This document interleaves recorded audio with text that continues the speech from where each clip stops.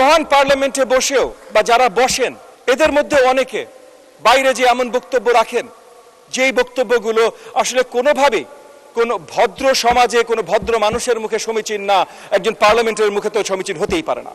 Specially এমন বক্তব্য এসেছে যে আমাদের নারী পার্লামেন্টারিয়ানদের নিয়ে এত নেতিবাচক বক্তব্য এসেছে যে এই শব্দগুলো আসলে এই সেক্রেট পার্লামেন্টে আমরা উচ্চারণও করতে পারি না।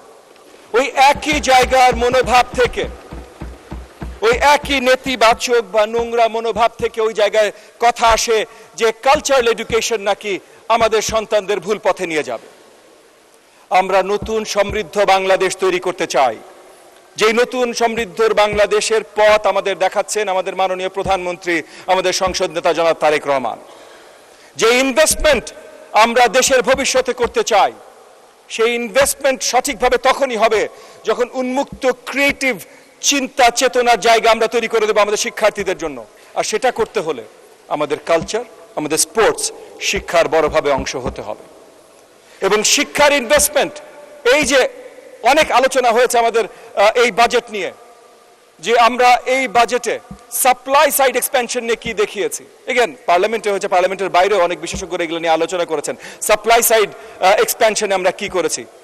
প্রথমত আমাদের মাননীয় ফাইন্যান্স মিনিস্টার, মাননীয় প্রধানমন্ত্রীর নেতৃত্বে যে বাজেটটা দিয়েছেন সেটা জনবান্ধব, মানে জনগণকে সহযোগিতা করবার জন্য কেনজিয়ান স্টাইল একটা বাজেট আমরা দিয়েছি, যে জনগণের উপরে যদি আপনি ইনভেস্ট করেন তাহলে জনগণই দেশকে এগিয়ে নিয়ে যাবে।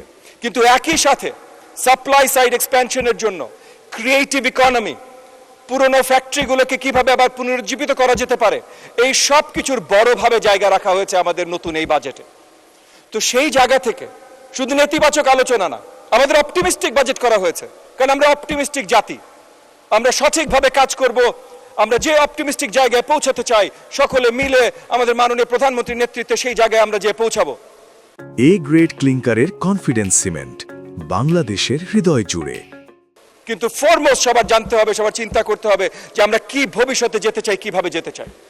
তো যেই ভবিষ্যতে যেতে চাই সেই ভবিষ্যতে যাবার জন্য জিডিপির 2%, মানে এর আগে 1.3, 1.4 এইরকম ভাবে আমাদের জিডিপির অংশ ছিল এডুকেশন বাজেট, 2% বৃদ্ধি করে জিডিপির এডুকেশন বাজেট এবার প্রণয়ন করা হয়েছে। এবং আগামী দিনগুলোতে আমরা বিশ্বাস রাখি যে এটা বাড়তে বাড়তে আমরা 5% নিয়ে যাব ইনশাআল্লাহ।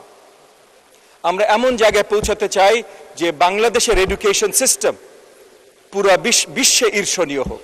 আমি একটা কথা বলে শেষ করব। আমাদের দেশে গত 20 বছরে, আজকে আমরা যেভাবে এডুকেশনের দিকে তাকাচ্ছি, যদি গত 20 বছরে তাকানো হতো তাহলে এই দেশের মানচিত্র, এই দেশের পুরো চেহারা বদলে যেত। আপনারা যেখানকার এমপি মহোদয়রা আছেন, মাননীয় স্পিকার আপনার মাধ্যমে বলছি, তাদের যে কোনো এলাকা রাস্তা গলিতে যখন হেঁটে যান বা গাড়ি নিয়ে যান, আশেপাশে যা দেখেন, যদি 20 বছর আগে এই এডুকেশন ব্যবস্থায় এত কড়া নজর দেওয়া হতো তাহলে আজকে ওই যা দেখেন তার থেকে আর উন্নত মানের দেখতেন। যেই দোকান দেখেন আরো বেটার দোকান দেখতেন, যেই অফিস দেখেন আরো বেটার অফিস দেখতেন, যে বাসা দেখেন আরো বেটার বাসা দেখতেন, যে স্কুল কলেজ দেখেন আরো বেটার স্কুল কলেজ দেখতেন।